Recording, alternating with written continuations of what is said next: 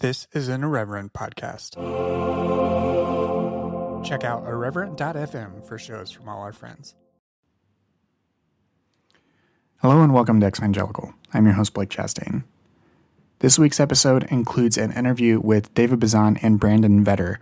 David Bazan is the performing artist who has performed under both his own name as well as the band Pedro the Lion. That was his band name for a long time, which he set aside for about a decade or so and has recently returned to touring under that band name again. I talked to them about the new documentary about David's career and life called Strange Negotiations. That documentary was just released on iTunes this week and is now available for purchase and download. I was able to talk with them actually between a couple of screenings that they did over the weekend. So this interview begins essentially in media res, and we get right into what went into developing the documentary as well as a lot of the themes that are involved in it. A lot of folks that listen to this show also probably know David's music and work, and I hope you really enjoy this conversation and enjoy the documentary as well. It's a great insight into Bazan's life and his work and career, and I was just over the moon to be able to talk to them about this and that they were able to make time for me between these couple of screenings over the weekend. So we'll get right into it. Of course, you can subscribe to the podcast wherever you listen to podcasts. Please rate and review it over on Apple Podcasts and let your friends know about it. If you want to support the show directly, you can do that via Patreon at patreon.com/exvangelicalpod.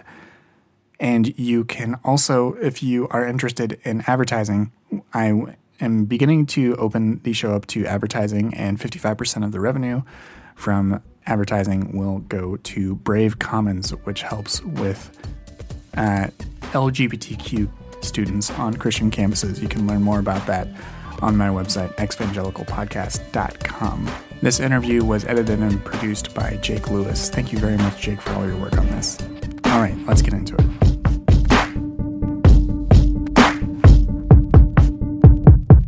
Hey everybody, and welcome back to Exvangelical. This week I have with me David Bazan and Brandon Vedder. I'm here to talk to them about the new documentary about Bazan called Strange Negotiations. Welcome to the show, Dave and Brandon. Hi, thanks for having us. Thanks for being on. I was really thankful to be able to see the documentary, and I'm thrilled to talk to you about it right now. But first, I really just want to hear what was the experience of shooting a documentary like for you, David? Is this something that you've done before, and how did that go?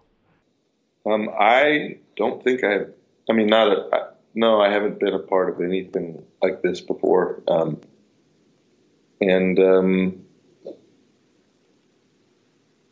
It was what you'd think I don't know. It was cool. I've been a part of some kind of filming. I can't remember what it was, and it was cool to, I don't know, see the inner workings of how stuff works. Mm-hmm. I didn't enjoy wearing a wire, but that's just, Right.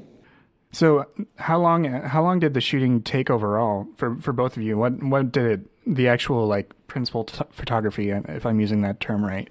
Yeah. How long did you, because I think you've got footage from 2015 through mm-hmm. 2018 or so, and then so what was the shooting like? Did you accompany on a tour? What was that like for you? Yeah, it started started in 2015 with the trip up here to Seattle to come to Dave's house, and that was the first time we really spent much time together and met his family, and he was doing some warm-up house shows, which I kind of, I was really interested in the house show mm-hmm. as a set for the film, and just knew that there was so much possibility there, and, especially, doing it all over the country and just kind of, truly being in people's living rooms in their comfortable space. Mm-hmm. And yeah, just having context of what kind of, tone Dave was able to set in these house show settings. And there was this kind of, just ultimate inclusive feeling to them in terms of what could be talked about and views that could be expressed. And so, yeah, we did 4 or 5 that time that I was up here. I got like crazy sick. Oh no. Yeah, and so it was kind of this like, bumpy little start for me, but that kind of got us started in terms of the next step was just going out for 18 days with Dave. So, I was able to kind of understand the challenges, production enough, and kind of trip up enough and make up enough mistakes, and what you were asking Dave before, just about being a part of something like this, we really had to find our own way of doing this. It wasn't like this system that I had already created that I just kind of threw onto Dave's shoulders. It was very much like, what's the best way to capture this? What's the best way to not, alter moments and not, provide stumbling blocks to getting these kind of moments. And it's different every film. And this one was super specific because we were traveling all the time. We were, in a different setting, almost every scene. Mm-hmm. Yeah. We didn't ever stay in the same place long enough to shoot more than one scene. Mm-hmm. It was a house show here, and then you're at a hotel, and then you're driving all day. And so, yeah, you're just, I hadn't realized, I guess that makes sense, but I hadn't really thought of it like that. It never stopped. Yeah. Rolled. Right. And was that something, Brandon, doing other documentaries and things like that, is the touring experience something that you've had something similar, or was that totally new to you, seeing what Dave does like on the regular year after year of just being in the car and doing those long hauls between shows? It was definitely different. I kind of started filmmaking, touring with bands, in a much more pampered way though, like definitely not the crazy long hauls, but like, buses with beds and stuff like that. And then just in terms of preparing for, the next thing, and kind of always trying to problem solve before there, like it turned into this kind of like, just this crazy challenge every time, because it's like the ceiling was a different height in every house, and the light that was available was different in every house, and they had to figure out how to shoot with, that was cool though, to have a DP out. The first trip, there was somebody out with Brandon helping shoot and set up shots, and then all the rest of the trips, which were many, shorter ones, but still a lot of them, Brandon did all of the shooting and setting up himself, and so it would be like a 3-camera shoot every night, plus various pickups, shots all day. It was just an enormous amount of work, and so seeing that, the gear part of it, really, I felt for you a lot, because the kind of gear and the amount of gear that Brandon had to bring with, and had to keep it all organized, all these dumb little pieces of plastic, like crucial parts that have this little cubby, and if you don't have it, you're hosed. Like the whole, you have to, and that, and as I would see that, I had my own gear troubles, and you see it in the movie. Like I was wrangling. There's a certain point where there's just like a pile of cables on a bed, and so what situation caused that to happen? Brandon's gear schlepping was just so much more intense than anything I've ever had to do as a musician. Drummers come close, but it's not really. It's yeah. You always feel bad for the drummer. So yeah. Yeah, it's like if the drummer and the keyboard player were the same. No, even then, so much more. Well, through the movie, which I don't think I've told the name of, it's Strange Negotiations is the name of the documentary, and that's also the name of one of your albums as well, Dave. We see this this look back at your career as well as a retrospective of the last few years and your return to Pedro the Lion as a band name and as your new method of touring. When it came to looking back at everything, I mean, you started this back in 2015, and you'd already sort of processed so much of these things in public. What was it like talking back through these things? I mean, I guess in some way you've always been talking through them, even through the living room shows. But doing it within this context, was that different for you in any way to like address those sorts of things emotionally or to the camera? I think that the part of it where Brandon was just along for whatever I was doing was pretty comfortable, but the conversations about religion and politics and all that were hard to get at for some reason. I think I was in a pretty low point just personally, and then also just the way that politics were going through that period, I wasn't processing it well enough to feel like I had something definitive to say about it, which I think maybe surprised Brandon. Mm-hmm. Maybe it surprised me too, I don't know, but I was uncomfortable having like going on the record in the way that I would be doing. It was tense. And so there was a lot of reasons why I think that was, but the couple that I named are I think are the biggest. Mm-hmm.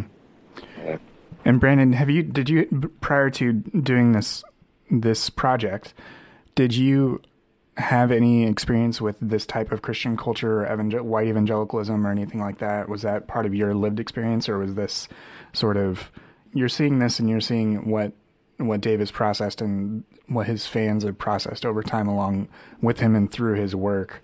Was that new to you, or have you had some exposure to this particular subculture? Yeah, somewhat. I came to, Christianity much later in life. Like it definitely wasn't a being born into this thing, like Dave says in the film, where they didn't know anyone that wasn't a Christian. That definitely was not my case. It came much later in, high school years and kind of like youth group culture. So, I was, there was a lot of it that I didn't quite understand, and I didn't grow up with Christian music, and that kind of being the only thing that I was allowed to listen to. And so there was a lot of, which was actually really helpful for me because I knew just enough and understood just enough to know what kind of research I wanted to do and kind of like what I needed to learn. And it led me down some really helpful paths in terms of just like personal growth as well, where I was able to kind of, really study evangelicalism in America and, from kind of the apocalyptic start of it, to the marrying of, politics and kind of the inner workings of how that worked in, a handful of different administrations. And then to where we are now, where, I'm just far enough removed where I could kind of see it from the outside, but inside enough to, have the helpful empathy, to not just judge or to let the full kind of, meaning of things get out. So I was really excited at the chance and, devoured probably 15 to 20 books, just leading through the history of white American evangelical culture. Mm-hmm. And what made Bazan's particular career and life story such a compelling topic to you as a documentarian? Yeah, I think it was the way that Dave was processing this stuff. I think that there was, a candor and an eloquence and just a connection with his internal life. Usually people only get one good way of communication, and Dave got two, through his art and through just speaking and conversating. Right, for sure.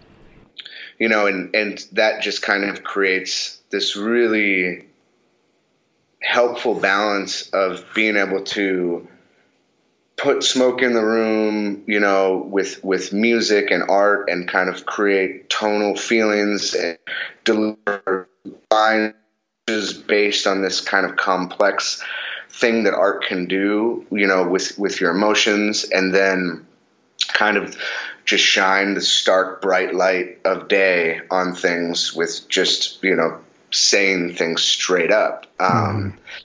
And so, you know, through some podcasts and experiences with Dave's music, I just saw this way that this human was communicating these things that I thought would be incredibly helpful for a lot of people, that, yeah, it was just being done in a way that I hadn't seen done before, and that seemed like a film, you know, a documentary would be a good way to, you know, interact with that stuff. Mm-hmm. You mentioned earlier that where a lot of your footage comes from is these living room shows where Dave does both these things. You do it so well, and I've attended several of them myself, of establishing this, you know, this intimate atmosphere. And one of the things that you say, I can't remember whether it's when you're talking to someone at a living room show, Dave, or if it's like a voiceover later, but you say that vulnerability is the antidote, or was the antidote for something that when you were processing something earlier in life, that's where you were drawn to, is these living room sorts of shows. I really love that sentiment because I think it captures what it's like to be at one of your shows. I was also curious whether this documentary to you is the same sort of vulnerability, or if it's as an extension of those shows, or if you think in some ways it's more vulnerable than you have been in the past. It feels more vulnerable because maybe the barrier of entry is pretty low, especially once it's released. Anybody can kind of find it and view it in whatever context they're viewing it in. And so, yeah, it does feel more vulnerable, where at a house show, once I leave the house show, the experience is over. But this experience will go on for as long as iTunes exists or whatever. And so it's yeah. So the psychic weight of that is pretty different. Yeah. You know? Yeah. Beyond that, it is kind of an extension of that.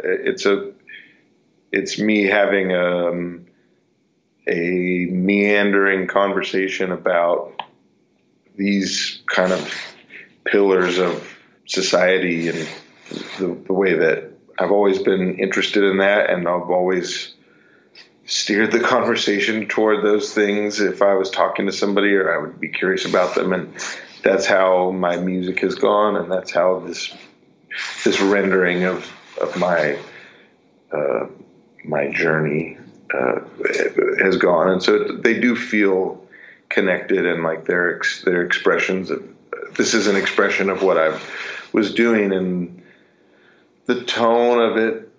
Yeah, I mean, I guess I don't know all the way because I'm on the other side of it, but if, you know, people like have talked like you're saying, where you've been to shows, and it seems like the movie does that experience justice. Mm-hmm. And that's, yeah, it's a movie version of a house show, which run about 90 minutes usually, the house shows. So yeah, it's very similar to that. Mm-hmm. When you're talking with someone at a show, one of the things that you told someone is in your music, you were always honest. Do you think people are receiving it honestly, or do you think that your music allows people to be honest with themselves in a way that they might not otherwise? I think I've seen that in the past, and that is a hope. Sometimes I will kind of realize what I'm doing and think, whoa, why am I doing this? Why am I saying this? I just think of myself as a younger person who, if I had been sitting in any one of these shows, it would have really helped me a lot, because I was looking for some way in which I could get permission to feel my feelings. Mm-hmm. I felt like I was forbidden to feel so much of what naturally came up for me. Right. And there are tons of moments through adolescence and early adulthood where I would hear a song or I would hear somebody say something, and it would be this ray of sunshine that would, burst through, and I would, the way that I'm describing it, it feels like being occupied or something. It just felt, I was looking for ways in which I could break the tension that I was feeling, and the impossible. It was just a knot that I couldn't undo. And so every now and again, you just get these little, even like a hymn, like Come Thou Fount. That was not a hymn that I grew up with. And the third verse of that hymn says, prone to wander, Lord, I feel it. Prone to leave the God I love. Here's my, they can seal it, blah, blah, blah. And when I heard that, it blew me away, because I didn't know I was allowed to admit those things. Like, right. I was that hung up. And so that little bit of authorization to feel what I so clearly felt it changed my life, and it opened me up. And so if in my way, what I'm doing as a singer person can create a space like that for somebody else, where they see me do something and they think, whoa, I don't think what that person thinks, but I can think my own thought, or realize my own feeling. That's something that motivates me for sure. Yeah. One of the things that happens throughout the show, in the movie, is there's interstitials of you're talking to, like, NPR, for example. Whenever you're talking to a sort of more general or broader audience, do you feel like you have to preface or frame things in a way, whereas, like, if someone comes from an evangelical background and has all of these lived experiences and references sort of baked into them, do those conversations have like a different tenor, or do you think that what you have to say generally is the same to both audiences? I haven't always been the best at contextualizing what I'm going on about. I've been learning to do that more. I'm thinking of the one with Sarah McCammon. I'm not sure if I'm saying her last name right. Mm-hmm. But I think I was more conscious then of maybe I had matured more by that point, and I kind of realized, like, people don't know what you're talking about when you just start launching into something. And so there are times when, from cues, I can recognize that the people that I'm talking to in person at a house show or whatever they're using language that indicates that they're coming from this background. But yeah, most of the talking I do is on a podcast, which is about Christianity or something like this. So be on those more broader outlets. It's definitely. I hear that stuff on my radio in my car, and so I just picture that, and it freaks me out. And then I straighten up and try to synced, One of the things that happens over the course of your filming is obviously the election of Donald Trump, and it's not something that can. I agree. And that's not something that could have just been ignored, just because it has such a clear intersection with evangelicalism in America. And one of the things you mentioned as a result was this sort of, you called it like a second deconversion. Whenever you sort of saw that, and I think a lot of us that come from this background also saw it and felt it really viscerally, of being really upset and like ashamed and angry. Yeah. That the institutions that raised us and taught us good values in a lot of ways was so treacherous and has caused such harm to the Republic, basically. When I heard you say that, I was curious, like, in some other statements that you make in regards to being like within the Christian tradition, is that or still participating or conversing with the Christian tradition, is that something you still see as your role, or has the experience of the last few years put a little more distance between you and the Christian tradition? Yes, it has. And I do question, well, I think part of my experience was I didn't realize that it was authoritarianism until this election. Hearing Chrissy Stroop talk about the authoritarian nature of popular Christian practice, it was eye-opening, and I didn't recognize it. I understood it immediately when I saw it through that lens, but I didn't. I hadn't realized that in its fullness, and that was a shocker. Which is, just my lack of vision and my inability to see. Because as soon as the veil got lifted, it was like, oh, of course, that's like, of course, that's what I've been engaged in. And not to say that everybody practices it the same way, or it would be categorized as that, but my feeling definitely is there isn't anything unique about Christianity that makes me think that anybody should prioritize it over any other wisdom tradition that's ever been, in terms of trying to sort out what a healthy, balanced, peaceful path in life is. I think that there are many wisdom traditions through which you can find peace, I think, but to hold Christianity up as the one true way, the odds that somebody's going to wander into Christianity and believe that it's the one true way are pretty good if they're into it. And believing that Christianity is the one true way, I think, is the fruit just doesn't really bear it out. Right. And it never has for me. But at this point, it became more complete in a way that. Not saying that the Bible is a waste of time, but it's just a slippery slope to something bad. It's hard for me to see it as anything different than that. At this point, and I don't. Mostly, I want to stay away just because I don't have anything nice to say, and so I'd be better off just not engaging. Because I just would say, "Hey, come out of there. Let's get you safe." Right. And that was a tradition or transition that kind of happened in real time during the film. While the movie was being made, which made the conversations about it fraught, because I'm still really uncomfortable saying that. And my buddy Dave Dark would say, avoid negation. And I get that.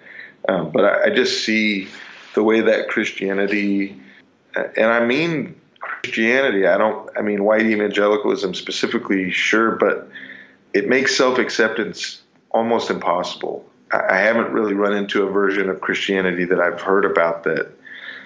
I'm sure I'll get people telling me about it now, and I'm happy to hear. But I haven't seen a Christianity that doesn't wind up with somebody in bondage, in their mind, and disenfranchised from themselves and not able their own voice about what's going to keep them safe, and there are people that are integrating a kind of that into Christianity, but at that point it's just like it could be anything. Then just let it be whatever is good. Right.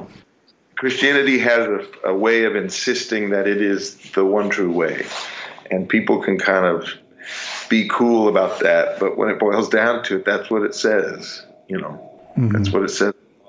And even the way that I insinuate that there's a path there that is walkable by people, I worry about that now because I don't see one. And not that I just don't want to influence anybody into something where they're going to get stuck right in it. And it's hard to see Christianity as anything but that. And like I said, the expressions of Christianity that back away from that are open-handed enough where, that's great.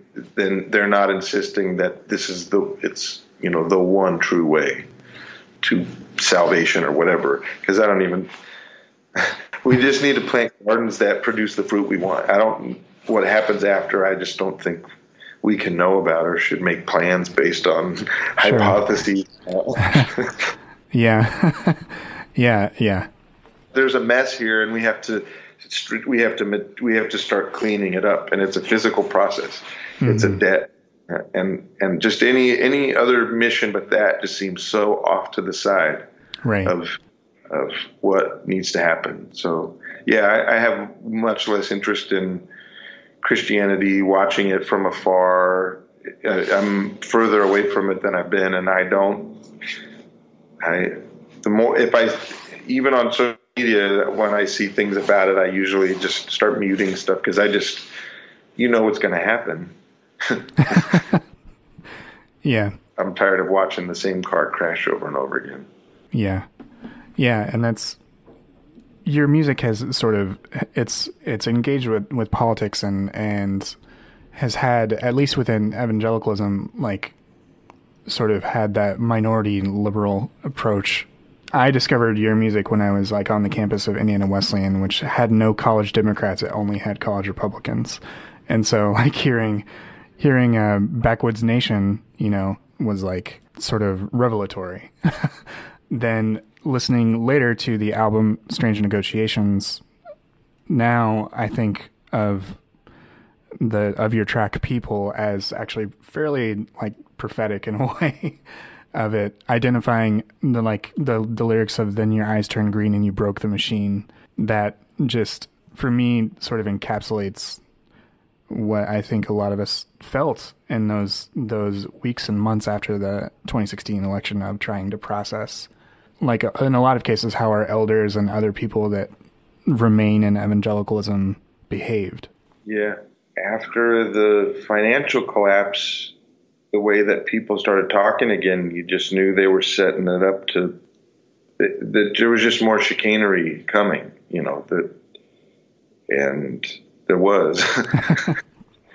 I guess people didn't even hear Strange Negotiations as a particularly political record at the time when it hit.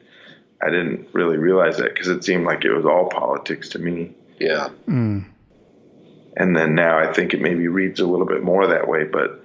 Yeah, because that album came out just the year before, right? Was it 2014 or 2015? Strange Negotiations? Yeah. It was 2010. 2010. Oh, I'm sorry. I've got that way off. I've got my No. I've got my calendar way off. I apologize for that. Yeah, we were trying to get a record out as soon after Branches as possible. Was it 2010? I think it was. No, maybe it was 2011. Yeah, sorry, I might have my dates off too. But yeah, I think people, I just was watching the news and reading the things that I read then, and which would have been like Harper's and The Atlantic and whatever else. I actually kind of got rid of Harper's because I thought your outlook's too insane. Like if I read Harper's only, I couldn't relate to anything that wasn't this like ultra left evaluation of things, and it just seemed too extreme. It didn't seem too extreme. I worried that because I wasn't able to relate to anything but that it was maybe an indicator that it wasn't true. But it was true. It was true. I shouldn't have, averaged. It just was. Yeah. And I remember at the time feeling crazy, just feeling like this is the way that I think it's going. It couldn't be. It's too dark, it's too, and I'm not saying I knew that Trump was going to get elected or anything like this because, I think the last couple of weeks before the election, I think people started realizing like there's some they're too confident for what we think is going to happen, and that they know something we don't know. And that's a horrible, I'm sure now I just sound like a conspiracy nut even saying that.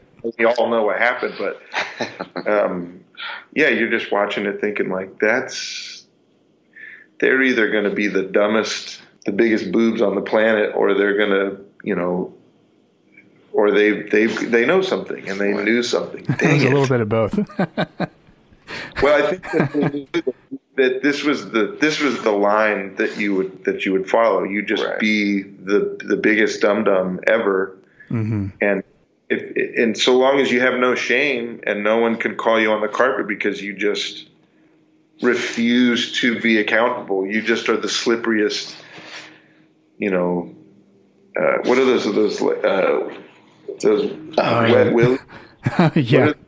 Yeah. I mean, they kind of hit Clinton with that and Slick Willie, but there's no one slicker than Trump.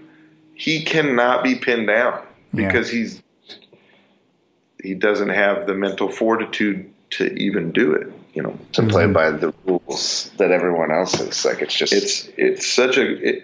a strategy that was going to win because we are not prepared for that kind of cynicism. But yeah, I mean, what are you going to do? I would love to talk about what we were talking about earlier. I know that you're the question asker, but I guess just a bit of perspective.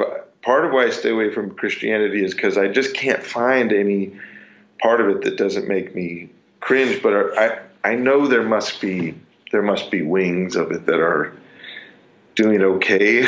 Is there not? Yeah, I think that there's a lot. Some people still find solace in it. I'm sort of going through my own reckonings. I've thought that I had sort of landed in a place, and I haven't really talked about this on air yet. I thought I'd landed in a place of being comfortable in like a Christian tradition, and also being much more pluralistic and universalist, and just like not thinking that Christianity was special or the only valid type of religion. But yeah, I'm having trouble with that right now. and it's because of these reasons, and it's because of just things happening personally. It's not, every day is a little harder right now. But I'm so sorry, man, that's really heavy. I mean, yeah, it is what it is, and I'm happy. To me, I'm always encouraged by the honesty of folks like you who've been doing your work for so long and just always saying that you're going to be honest about how you feel. Because I think you're right. Like so much of what a lot of the conversations that I have on the show of people that have left evangelicalism is just about giving them permission. Just like you said, so much of it is just be a goddamn human and like stop trying to be perfect. Because you never will be, and there's so much more to all of this than worrying about all of that. But like there are some branches of Christianity that can be very life-giving and life-affirming, but they look nothing like where we came from. I mean, just so far. People find the good in Christianity, right? And people find a way to exploit other people. Right. Yeah. And it's whether you can justify your personal use as life affirming when it's used in a very negative way against so many people to keep, so many people in place, is hard to square that. I think that's the part of it is that I think that it's possible for people to have, I talked about David Dark, but he's somebody that occupies a space where I think I won't say what I think he thinks or doesn't think, but that there's a space for that expression there and finding a way to strip it of the stuff that doesn't. And I guess that's ultimately what I'm interested in is, somewhere I heard the word heretic means to choose. Or something like that. And I just think that if we're really serious about you choose what makes sense to you, you choose what parts of these systems are going to help you find balance. And that in and of itself is a revolutionary idea and not compatible with many of the expressions of Christianity that I think we're thinking of. Right. But if there's room for that in someone's practice of it, where it's just like, here's what I think, but you choose. It's on all of us to make those determinations about what we hope is true. We hope it's kind of an extension of what you're saying, where just figure out what's going on in there and express it. And the rejection that is such a sure thing in the Christian circles that I grew up in, if you express those things where you you're not even often allowed to ask questions, period. But if you just say like, oh, that doesn't seem, the more that I think about it, hell just doesn't seem real. It just seems made up. And that's a valid expression, and it's a valid way to come to a conclusion about something like that, I think. But even just to say it that way invites disgust from anybody who's a part of the structure of Christianity, because they think like, you feel like it's not real. Right. What is that? Right. That blah, blah, blah. They're appealing to authority, and to get out of that mode of where I am looking for an authority to appeal to, even though it's just like scrambling up a mountain, like there's nothing to hold on to. Right. And just starting to realize like, well, it seems so counterintuitive from how I grew up, but this is the authority. You are the authority on your experience and your life, and you choose. And so if somebody in that context is like, I'm choosing this Christian practice, and at the same time I'm leaving room for everybody else to choose their own path like I did, then I guess 2 thumbs up. 2 thumbs up, yeah.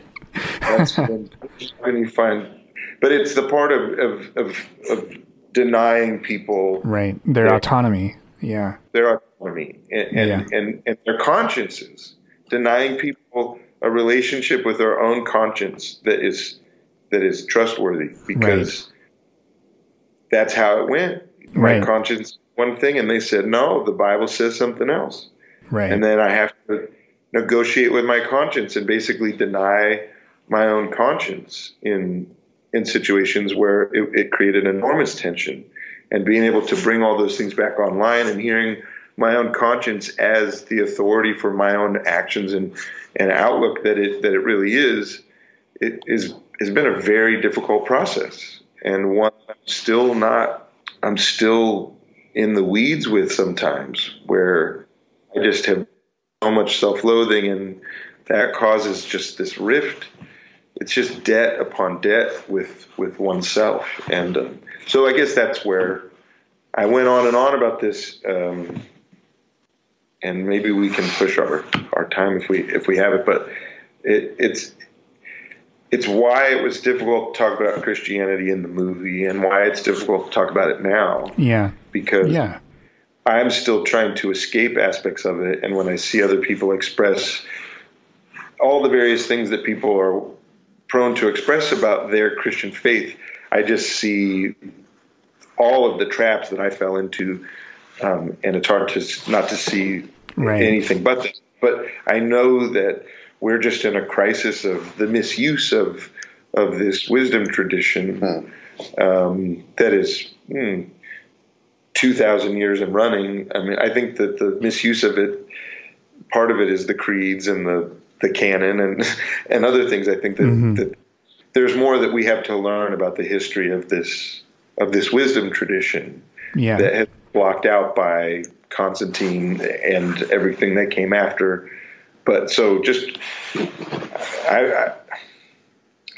it's such a difficult thing to convey my feelings on, and I guess I want to be as precise as I am capable of being about it, because it's a crucial thing that people understand that it's our responsibility to choose. Because by outsourcing that job, which is what being a part of a big, powerful movement tends to be, is outsourcing the job of deciding what you think about the world. Absolutely, It means where we got caught with our pants down. Our consciences and our conscience and our conscious brains have not been connected. Right. And then just like it, like you have been expressing, like it has a sense of disassociation, like from yourself even. Yes. Yeah. And like just in using other terminology, like so many of us weren't taught autonomy or consent, like just thinking about like the way in which lots of people are pressured to say the sinner's prayer when they're like 6, 3, really. Yeah. Holy shit. So like, and like say that and then sort of always think that your conscience is like split in two because there's you and then there's the Holy Spirit screwing around in your head too. Yeah. Well, and at that age and in those cultures, where you have a relationship with you, and they say, you have a relationship with God. That's a conduit that they can put in whatever they're going to put in there. Mm-hmm. It's not a person that has immutable qualities. It's this ever-changing set of characteristics that are being supplied anew every week by your pastor or your children's church leader or your uncle or whatever. And it's this conduit that is just this, they are just moving the goal line constantly about what this thing is, what this God is. And yeah, it can be so damaging. Mm-hmm. One of the things that we see in the movie that I don't think your fans will really have seen before is just how much touring and being a musician impacts your home life. And that did seem like this other element of vulnerability and openness to the audience and to the viewers that seemed a little different and shed a new light on your experiences. I'm curious what that part of the development of the film was like for you, Dave, and then Brandon. I'd love to hear a little bit about how you approached that part of the documentary, just by selecting different things and featuring that. Yeah, I mean, I think when it comes down to just kind of access, like what is possible. And before I try to get too, kind of heady about the way that I want to use that, it's really about kind of being sensitive to the big picture of, just the overall story that I'm trying to tell or just trying to faithfully retell. I think that the obvious thing would be to really worry about, and I had bouts of it for sure while we were shooting, like about not having enough access, and not including enough of the home life. But, I've also kind of just learned to trust the process and, that in the end, a documentary is really made in the edit, and that I know that I can trust myself to get as much as I possibly can and be sensitive in the moments, but also not pushed on things too hard when they aren't. It's not right, and so I'm really, really happy with where it ended up. In terms of the balance, it was really perfect, and the way that it worked served the story that we agreed that we were trying to tell, which is about a person trying to find their way home. Mm-hmm. That all of the shots of the family in the first 2/3 of the movie are the way that I experienced them, which is it's like this fleeting thing far away. You can't really grab onto it. And they were shots of Anne and the kids when I was on tour, and our pal Andy Fitz was living in the mother-in-law apartment in the downstairs, and he was able to go on some little outings and have, shoot the family when I was gone. And so seeing those bits of footage myself was like, it really had that feeling of this ephemeral thing that I couldn't quite grab onto, and that was the way that it reads in the movie too. And then once I get home and it's quiet and there's dialogue and it's all kind of candid, there isn't sit down stuff, but that's a tension and release that I feel in my life all the time. And so the times that I've watched the movie, the many times that I've watched the movie, I always have that same response. It's like a physiological response of like, there's a tension and release for me of like, I want to see those people.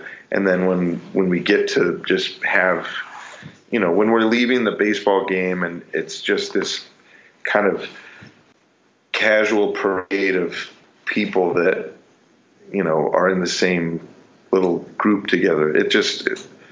I long for it so much, and to have it show up in the movie like that with that tension and release just feels really true.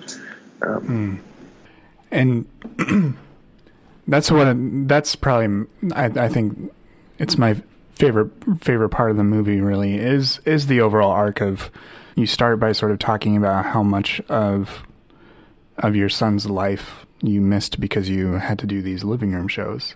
And then that is like the first parentheses of all these experiences that we see you go through.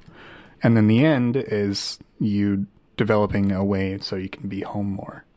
And that just being the through line. Just being a father, that that got to me. Yeah. Well, I had to change it even again. Going from 6 weeks on, 6 weeks to 10 weeks off definitely was a massive improvement, but it still wasn't enough.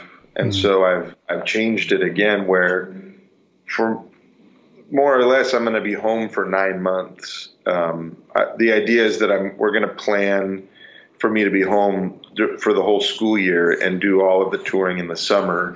So that, cause that's the routine that I want to be integrated into with the family. And that's the routine that's the hardest to be integrated in if I'm coming and going throughout the school year. Right. It's also just, I thought I had hit bottom in a mental health way in 2016, but I had not. It was a low point, but it was not the bottom. And I hit bottom again completely in a different way this summer. And it was scary, and I knew I had to make even more big changes and figure out a way to find a different kind of balance than I had even ever really dreamt of before, because it was not good. And so just moving forward and everything, the way in which this documentary captures how you travel by yourself often, and Brandon, you use all these like wide establishing shots of like cars moving slowly like from above and everything, and seeing those shots. Are you happy to see that chapter of your life sort of close and at least change and be in a different place? I was happy for that chapter of my life to close. I think that the amount of alone time that I was spending had turned like a little toxic, and but the work that I've been doing since the end of the movie, and then especially this year with the release of the movie, it was kind of it pushed me to do some self-work, because the anxiety that I was feeling about the release of the movie was kind of a lot. And so I got this Brené Brown book coincidentally, and I listened to it on this long solo drive to South by Southwest, and it just really helped me break through some ways of thinking. And now alone time is good again. It was good for a while because I was escaping effectively enough. I like being in my head, and there were certain things, but there was just a lot of places I couldn't go. And now I can face myself in a way that I've never been able to face myself before, because up till recently I had no idea how I was going to solve my problem. just not having enough oxygen or whatever you call it.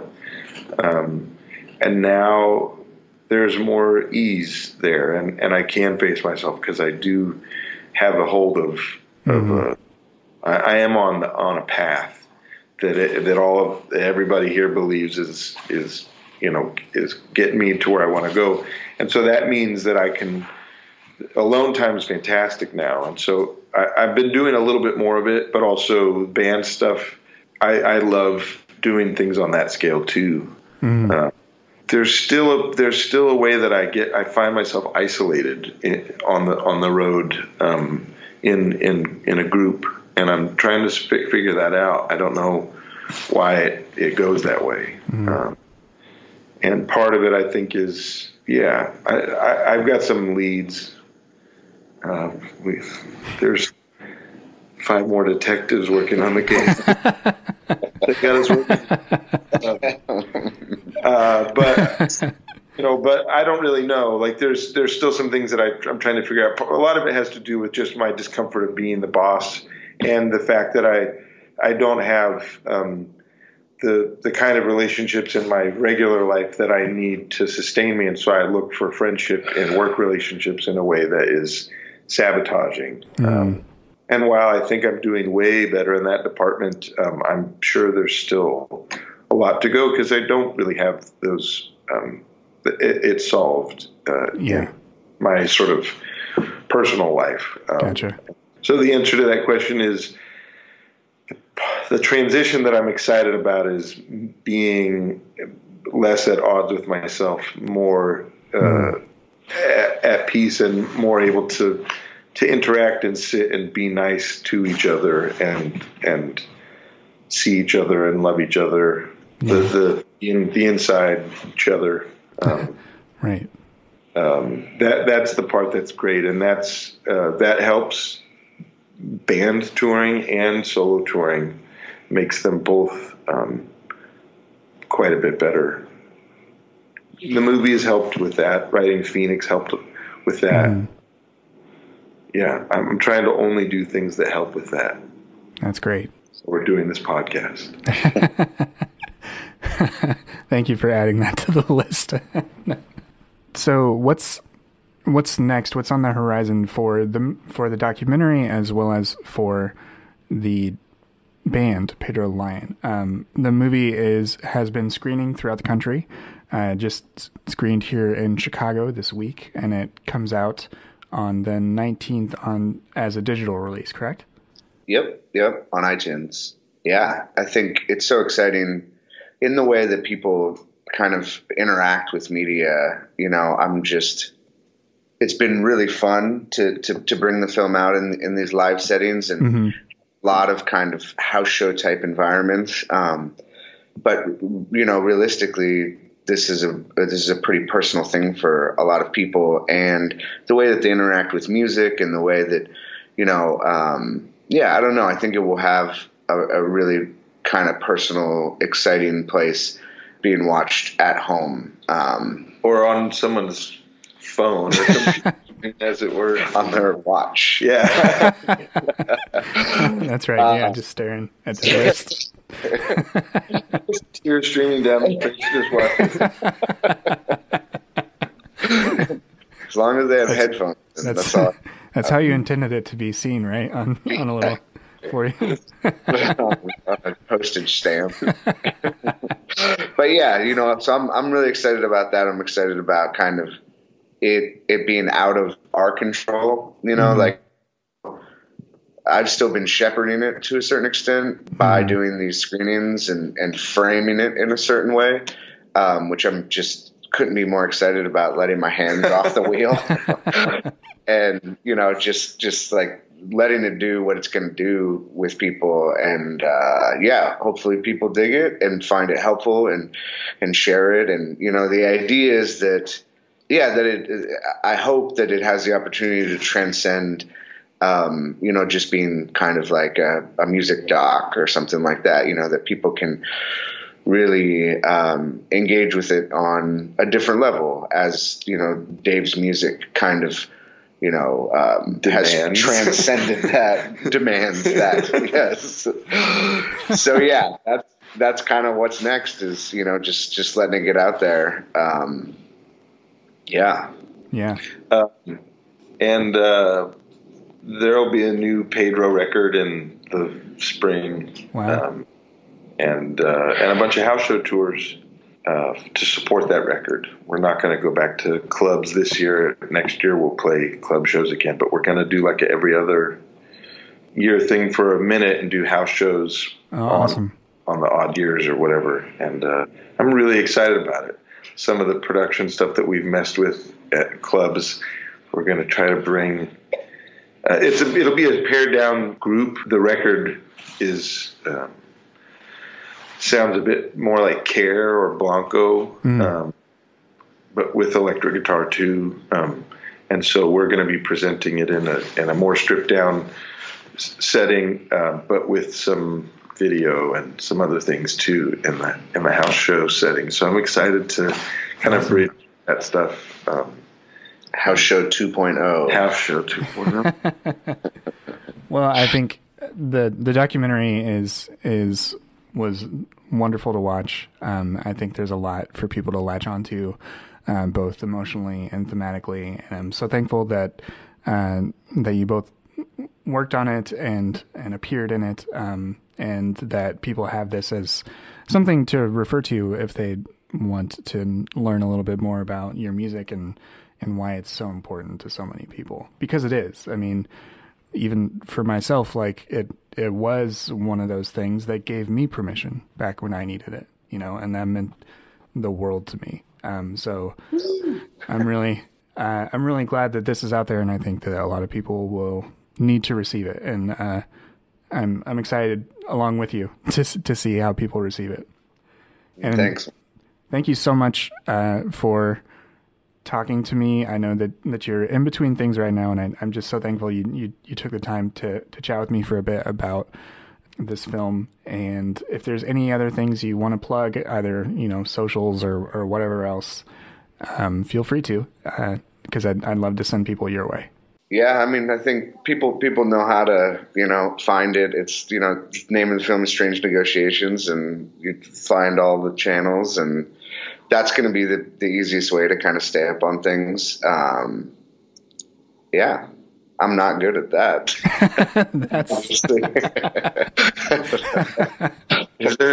What's the name of the website, Brandon? StrangeNegotiationsFilm.com. There you go. Awesome. Perfect. Thank you, man. Appreciate it. Thanks for coming on. I really appreciate it. Yeah. Thanks for having us, Blake. It's an honor. Oh man, you just made my night.